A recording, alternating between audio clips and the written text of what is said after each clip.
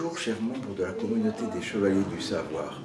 Aujourd'hui nous sommes, bienvenue dans cette nouvelle vidéo, où aujourd'hui nous sommes dans au cœur du très huppé, du très chic 16e arrondissement de Paris pour une visite d'une excellente bibliothèque, une très belle bibliothèque au cœur du 16e, la bibliothèque Germaine Tillon. Donc je suis maintenant avec nos deux amis, ma grande amie José, grâce à qui j'ai pu faire cette vidéo, j'ai pu être introduit dans cette excellente bibliothèque. Merci José. Et qu'est-ce que vous faites un peu comme fonction dans cette bibliothèque? D'accord, alors je suis malentendante et j'ai été embauchée comme travailleur handicapé. Mais je fais la même chose que les autres. En fait, j'ai quelques aménagements de poste. Par exemple, pour les réunions, il y a une personne qui vient faire la transcription écrite. Sinon, je fais la même chose. Je participe au travail de l'équipe de la section adulte, où on a des romans, des documentaires. Et voilà. Le matin, quand j'arrive, eh bien, il y a des petites choses à faire comme le courrier, ça c'est bien important.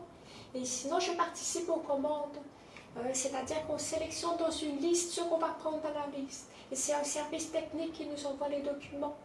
Et quand les livres nouveaux arrivent, eh bien, je dois les saisir dans le logiciel. Et ça, c'est très intéressant pour moi. Je regarde quelques-uns pour les lire et tout ça.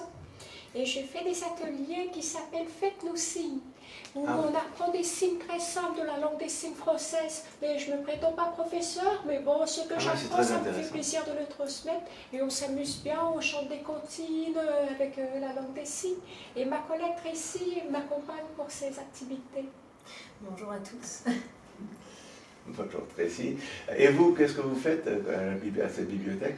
Alors, moi je suis sur deux bibliothèques très différentes, donc ici à Germaine Tillon et à la bibliothèque de Bagneux.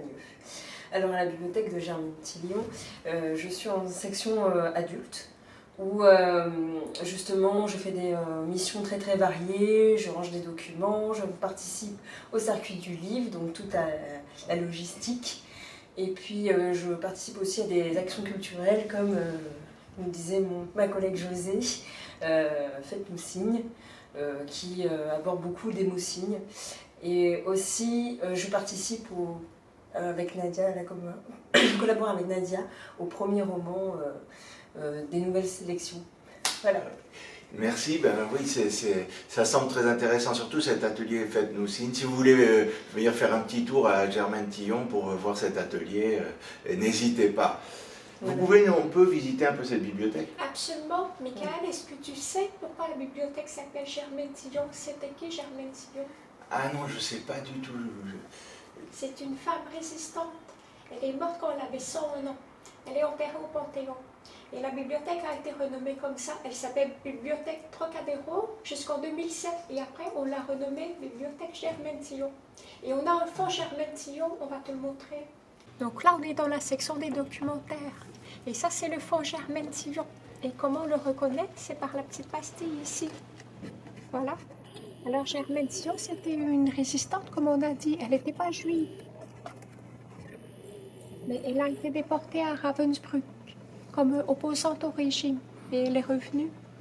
Et il y a une association qui vient ici une fois par année pour faire son assemblée générale. Et dans l'association, il y a une dame dont la mère a connu très bien Germaine Tillon. Le fonds, vie sociale et professionnelle, donc c'est ici. Il y a le petit cartable, enfin le petit sac bien professionnel, c'est la mallette.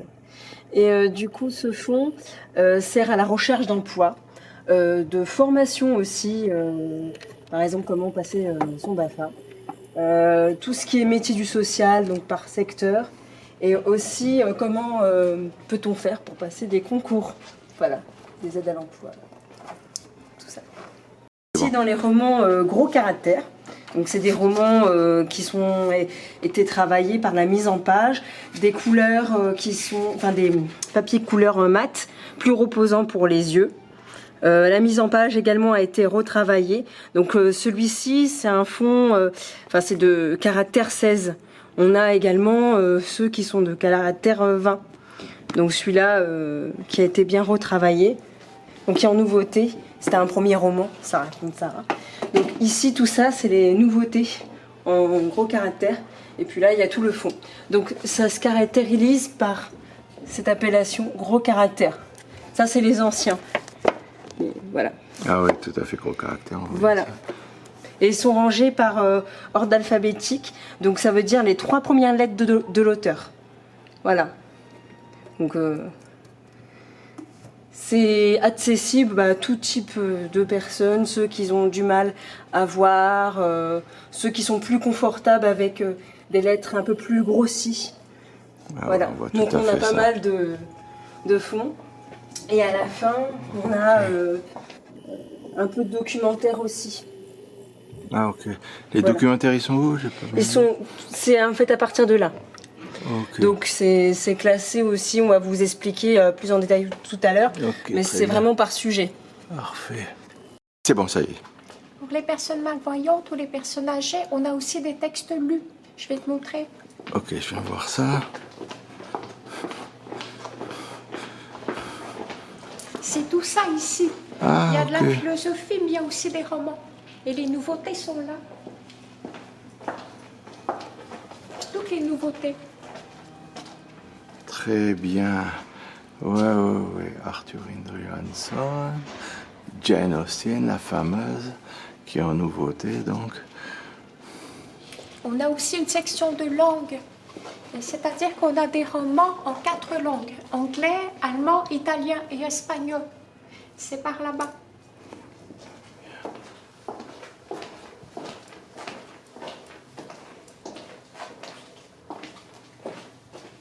Il y a des bandes dessinées. Ah ouais. Il Tesoro di Rakami Rosso. Il y en a en espagnol, en allemand. Et pour les méthodes de langue, on a presque toutes les langues. C'est ici. Parfait.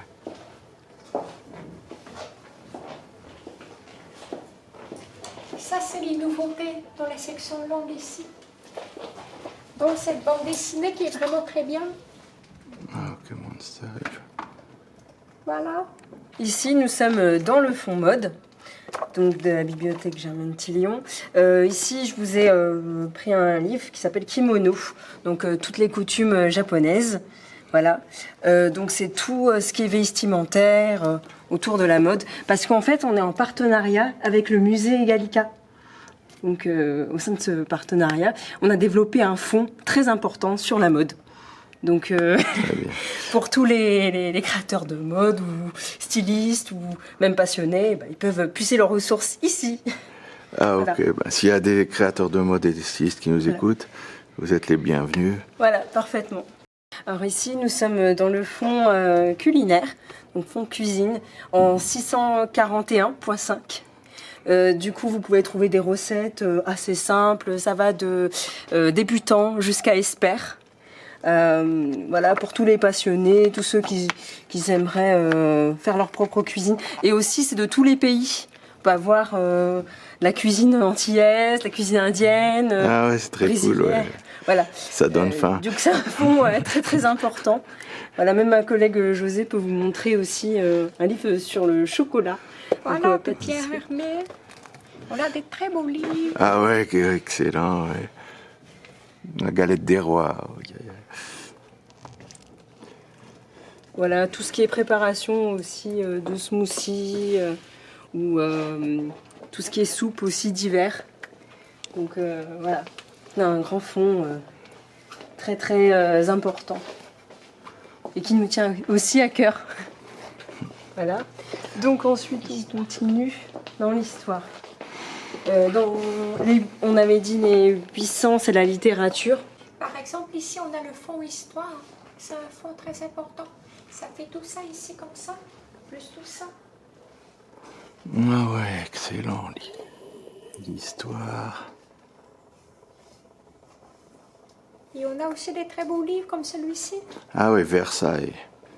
Excellente et belle ville. Il faudra que je fasse une vidéo là-dessus.